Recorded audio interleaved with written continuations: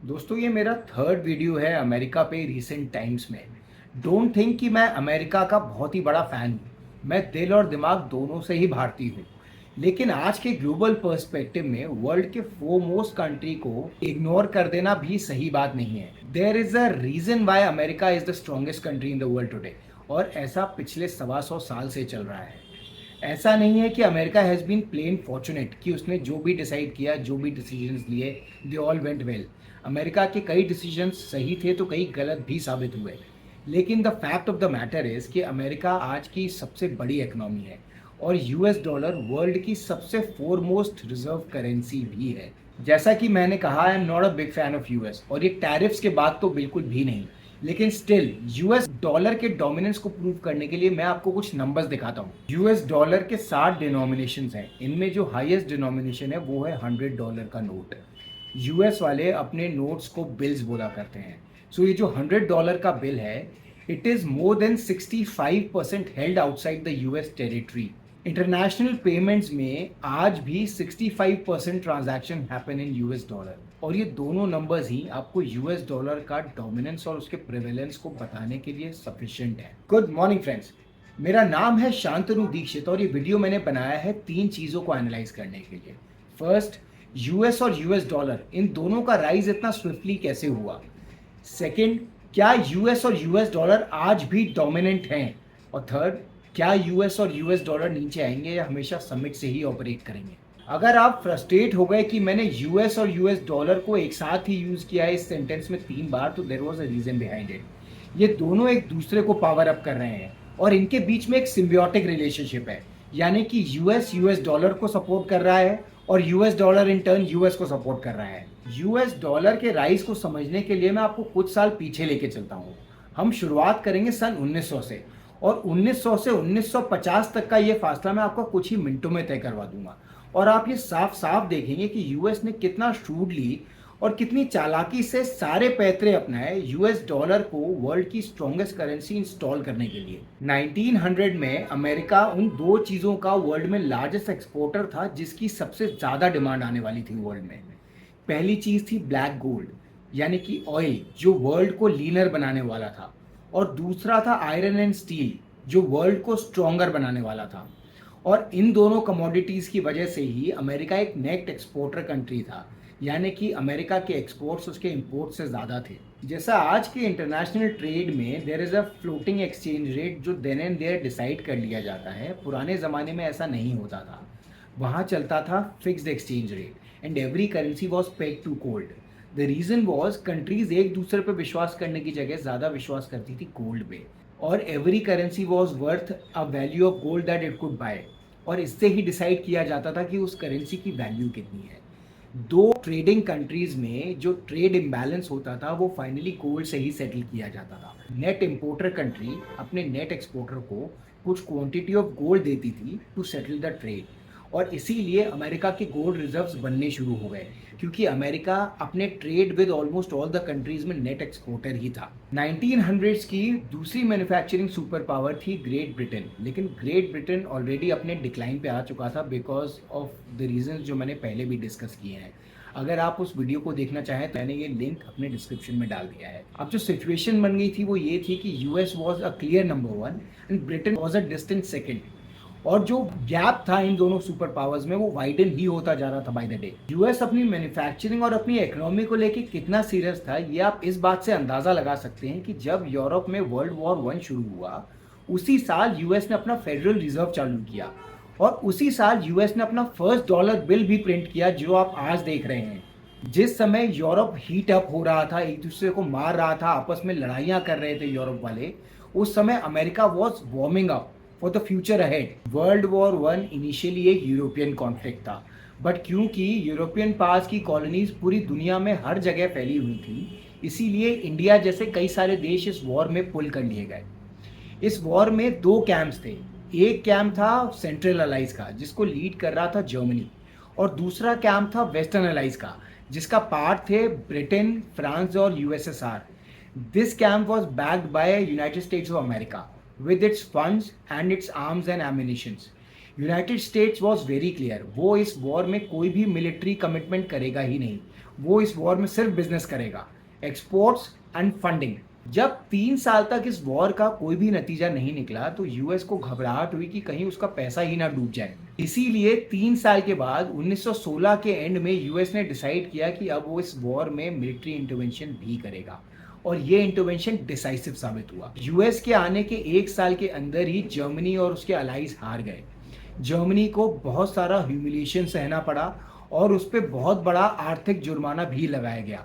America और उसके allies ने ये एक मत से डिसीजन दिया कि इस पूरे वॉर को इंस्टिगेट किया है सिर्फ और सिर्फ जर्मनी ने। ऑल्दो वेस्टर्न अलाइज और अमेरिका जीत गए थे, लेकिन इस पूरे वॉर में विक्टोरियस निकला सिर्फ एक कंट्री, उसका नाम था यूएस ऑफ ए। जिस टाइम पे यूरोप की इकोनॉमी 30% कॉन्ट्रैक्ट करी, उस समय अमेरिकन एक्सपोर्ट्स 3 गुना बढ़ गए थे। अब डिप्लोमेटिकली भी यूएस ने अपना साम्राज्य स्थापित कर लिया। आफ्टर वॉर जो पीस कीपिंग एफर्ट्स हुए वो सारे के सारे यूएस ने ही लीड करे। ब्रिटेन जो कि इस वॉर से पहले एक नेट एक्सपोर्टर कंट्री था, अब वो एक नेट डेटर कंट्री बन गया था। यूएस ने वर्ल्ड वॉर 1 से बहुत मुनाफा कमाया। जो भी एक्सपोर्ट्स वेस्टर्न यूरोप को किए गए थे उसका पे बैक यूएस को गोल्ड में मिल ही रहा था, लेकिन यूएस ने जो कर्ज दिया हुआ था वो उसको मिलता नहीं दिख रहा था। उधर जर्मनी जो कि हेवीएस्ट लूजर था, उसको यूएस और उसके अलाइज ने instigator of the war declare कर दिया और उस पर बहुत ही हेवी फाइनेंशियल पेनल्टी लगाई गई in terms of making up for losses to western Europe and rebuilding western Europe. उस समय वो पेनल्टी थी $30 बिलियन की, लेकिन जर्मनी पे प्रॉब्लम ये थी कि उसके पास इतना पैसा ही नहीं था। अब यूएस ने एक और बिजनेस डिसीजन लिया।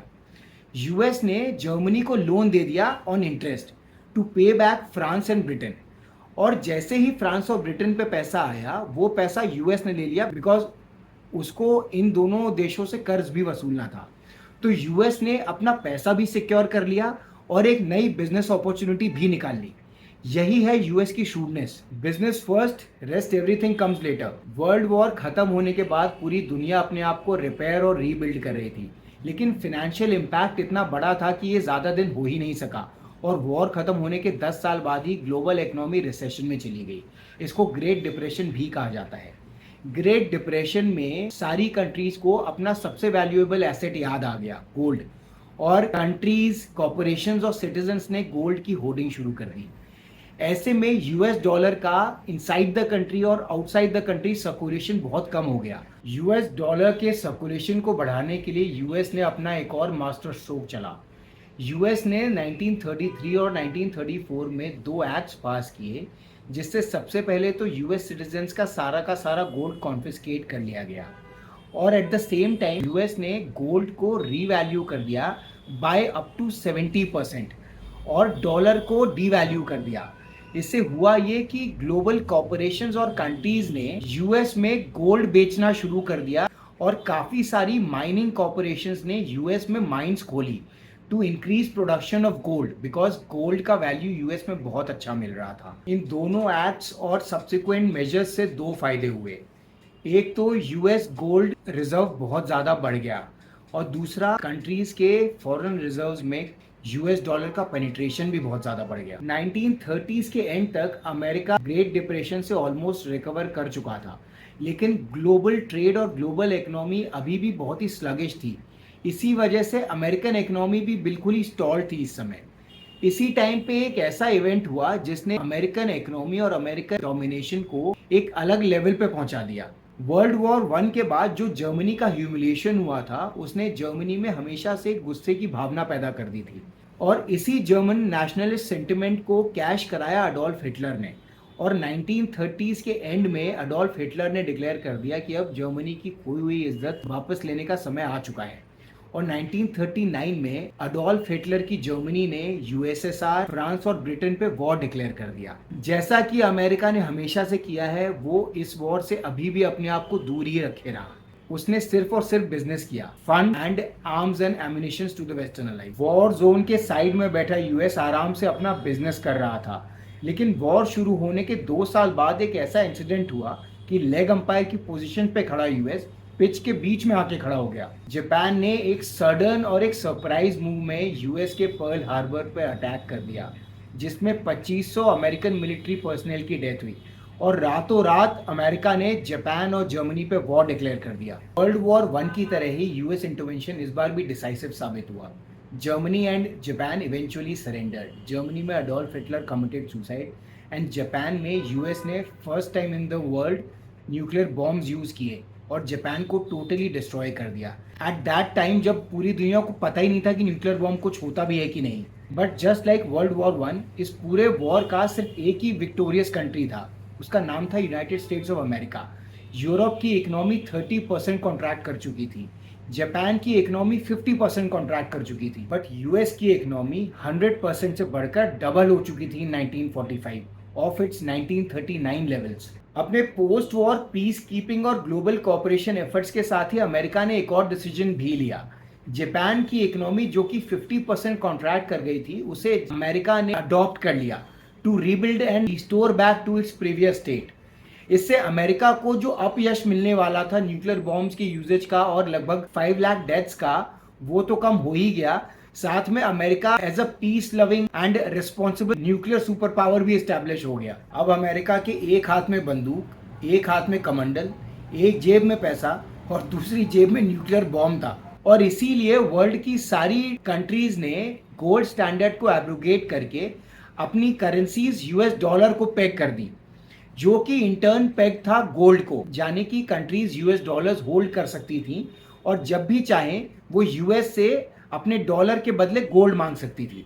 इससे यूएस डॉलर वर्ल्ड की लार्जेस्ट रिजर्व करेंसी बन गया और यूएस के गोल्ड डिपॉजिट्स वर्ल्ड के 75% हो गए।